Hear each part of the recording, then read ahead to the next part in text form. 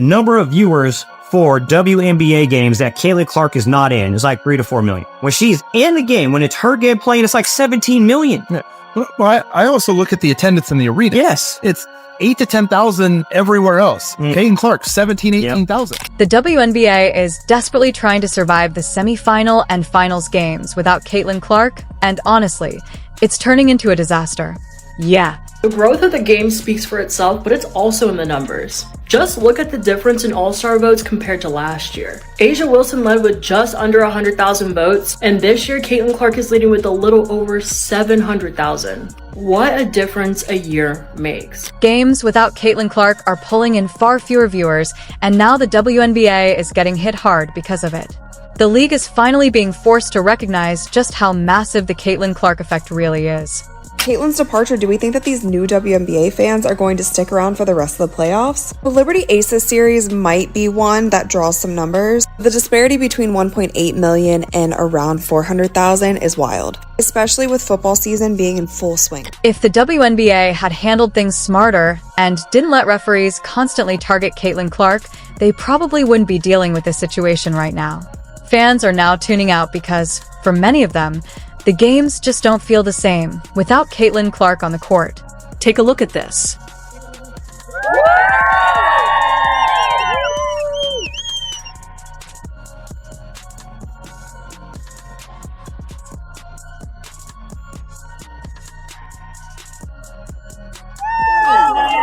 Clark showed up at a golf event, and the turnout was absolutely insane.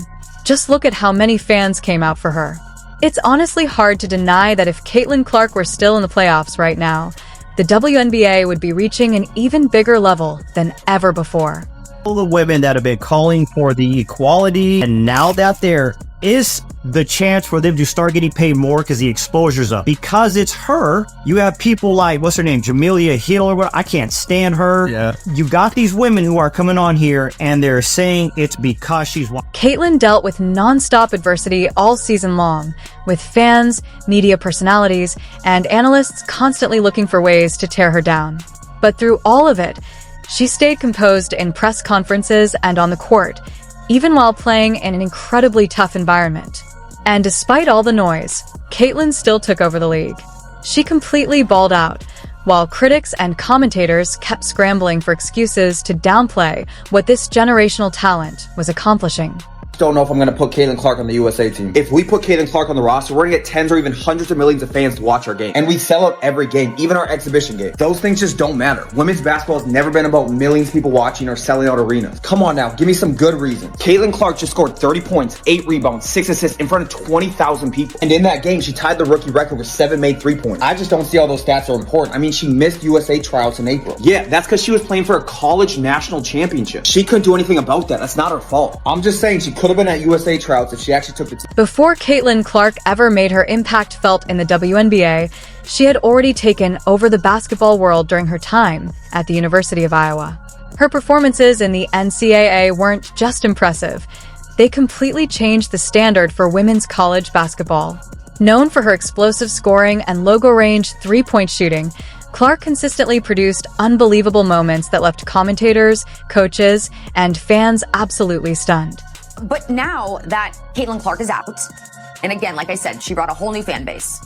And I'm not going to say it was one race or another or one type of person. I believe that all different types of people really started embracing Caitlin Clark. Female, male, black, white, young, old. Caitlin Clark is just a superstar. That's what happens when you have a star in a league. Caitlin entered the league already carrying superstar expectations. And from the very beginning, it was obvious she wasn't going to disappoint.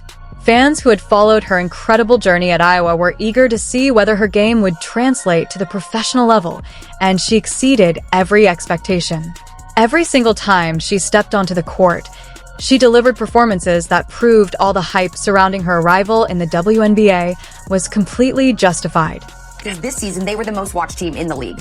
An average of viewership, 1.1 million viewers each game in the regular season. Other games listed to this paled in comparison, drawing just about 394,000 viewers on average per game. Beyond the stats, what really separated Caitlin from everyone else was the way she elevated the players around her.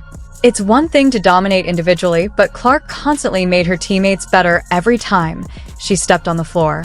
Her elite court vision helped create scoring opportunities that most players wouldn't even recognize, and her leadership played a major role in guiding the Fever through several huge wins during the season.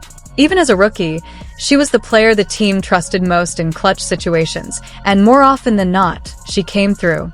At that point, it became obvious that Caitlin Clark wasn't just another talented young star. She was already becoming one of the most impactful players in the WNBA. The attention she brought to every game, from both fans and the media, was on a completely different level, and the league quickly realized she had the potential to become the face of the WNBA. Since Caitlin has joined the WNBA, we've now earned enough money for every single team to fly private. So if we put her on the team, we're going to be able to fly private all the way to Paris and back. We have been fighting for private flights for so many years in women's basketball, but I mean, we can go back to commercial. That's something the league has been asking for so long. And now Caitlin has literally given that to us. All right, I made my decision. Okay, good. So you're going to put her on the team. The world's going to be so excited. Caitlin Clark has brought us millions of fans, hundreds of millions of dollars, and private flights. But at the end of the day, that's just not enough. For much of the season, the Indiana Fever looked like a team heading in the right direction. They showed real signs of growth, and with Clark leading the way, they had the potential to push deep into the playoffs. Their fan base expanded rapidly throughout the season, and optimism around the team continued to build. Many supporters believed the Fever were ready to make a serious statement in the postseason and establish themselves as a rising force.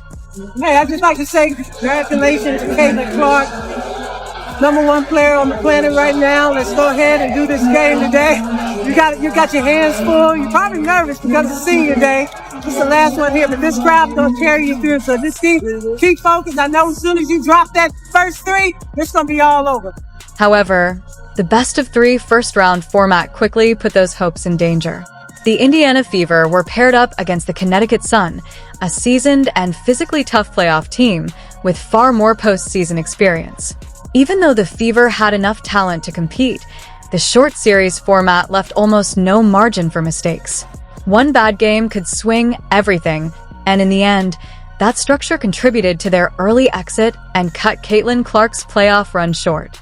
I talked to the GM in Connecticut, and I said, Darius, let's go back to Indiana. Let's have one game in Indiana. He said, there is no way I'm going to do anything to allow my team to get out of this arena. And I said, well, I don't want you. I said, because we will have 19,000 people ready for you. And he said, I don't want to go back to Indiana. But our players deserve a chance to play at home. The lack of a home game proved especially damaging for the Indiana Fever. As mentioned earlier, the Fever built one of the most passionate fan bases in the league, regularly drawing near-capacity crowds of around 20,000 supporters. That level of home support can be a major advantage in a playoff series, particularly for a young team still finding its footing. In the end, the Fever were eliminated, bringing Caitlin Clark's rookie season to a sudden and disappointing close.